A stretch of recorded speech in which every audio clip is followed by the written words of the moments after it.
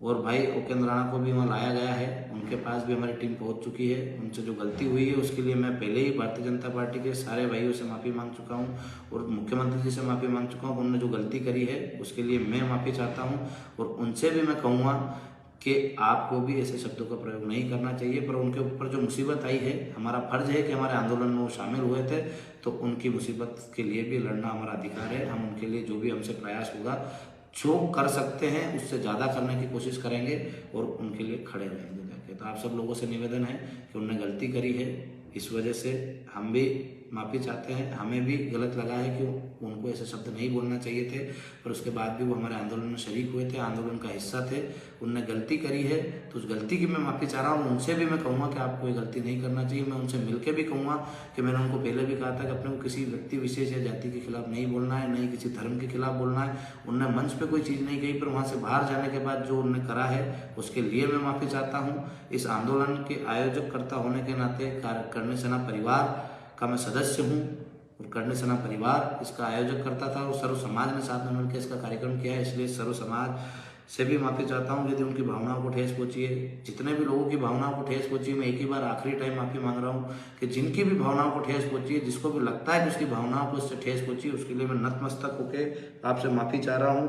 पर अब इस प्रकार की कोई प्रतिक्रिया नहीं चलाए। हमारे भी दिल को तकलीफ होती है कि जो गलती हमने नहीं करी है, जिस गलती को हमने करा ही नहीं है, उसके लिए भी हम माफ़ी चाह रहे हैं। तो आप इस बात को समझो कि हमारे लिए आप महत्वपूर्ण हो, आप जितने भी समाज के लोग हमारे साथ जुड़े थे वो महत्वपूर्ण हो। इसलिए हम बार बार झुक के माफ़ी मांग रहे हैं कि हमने जो गलती नहीं करी है उसकी हम आपसे क्षमा चाह रहे हैं कि उसके बाद भी आप थोड़ा दिल बड़ा रखें और उस चीज़ को माफ़ करें और हमारे साथ कंधे से कंधा मिला के लड़े।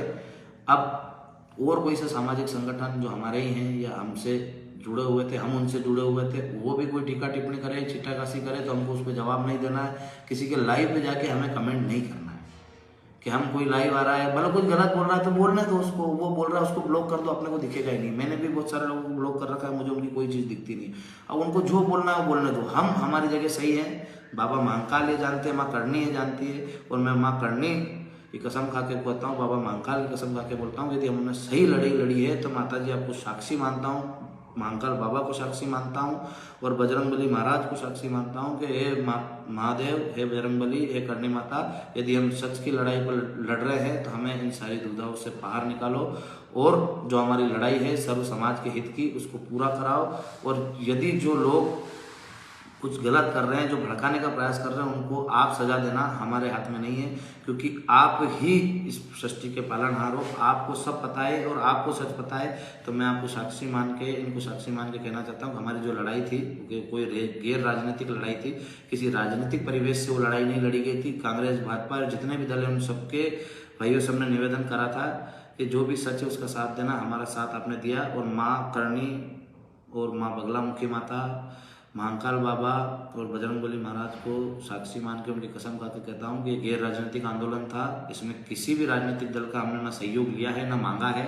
हाँ, सर्व समाज के भाइयों से, बोलो वो बीजेपी में काम करता हो, कांग्रेस में काम करता हो, उनसे हमने ये निवेदन करा था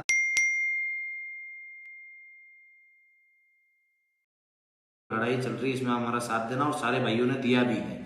और ये गैर राजनीतिक आंदोलन था और गैर राजनीतिक आंदोलन के तौर पे ही हमने इसकी समाप्ति करी है कि ये जो हमारी लड़ाई है, जो हमारी बातें थी, सरकार ने मानी तो हमने उनको धन्यवाद दिया और इसको पूरा करने के लिए उनको कहा है कि आप 2 महीने में इसको पूरा करें। और यदि पूरी नहीं होती है तो ये लड़ाई आगे भी जारी रहेगी और चलती रहेगी।